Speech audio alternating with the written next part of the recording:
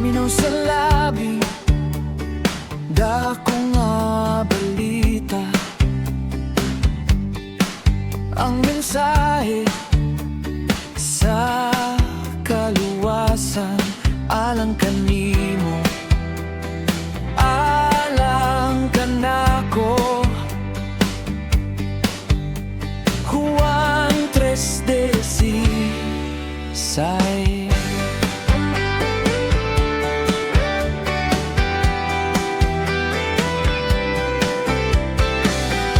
Ningning kalibutan na puno sa kasalanan,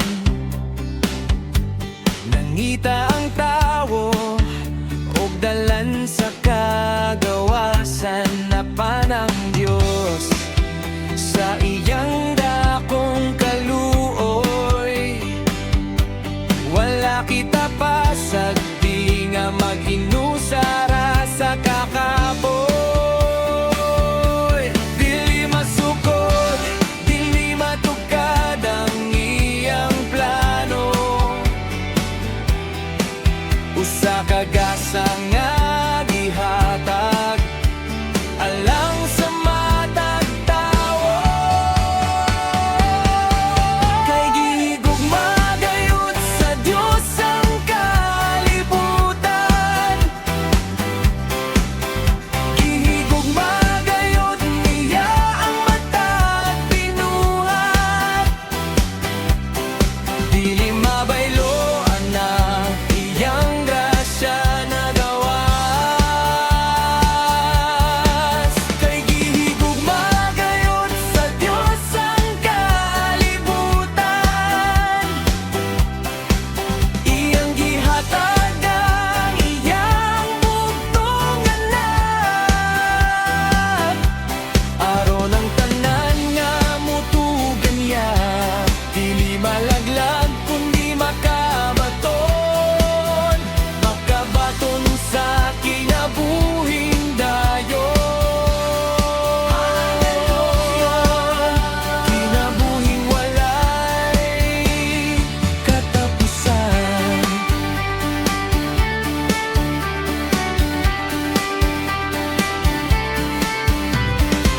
Dili kini tungod sa atong maayong binuhatan o sa atong bahandi nga mahanaw sa unahan, kundi tungod sa kasing-kasing sa atong amahan, nga andam mo hatag bisan sa iyang bugtong anak. Gikan sa trono sa langit, nanaog siya sa yuta. Aron ang kangit-ngit mabaylo sa kahayag nga dako. Dili siya mianhay aron kita hukman, kundi aron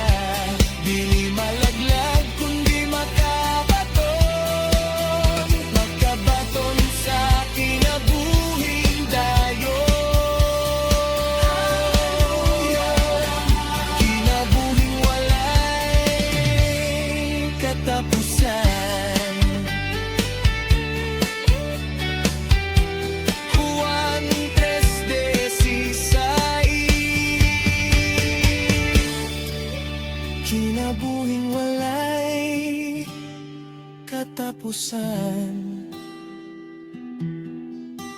Nagpabili ng iyang gugma, kanunay.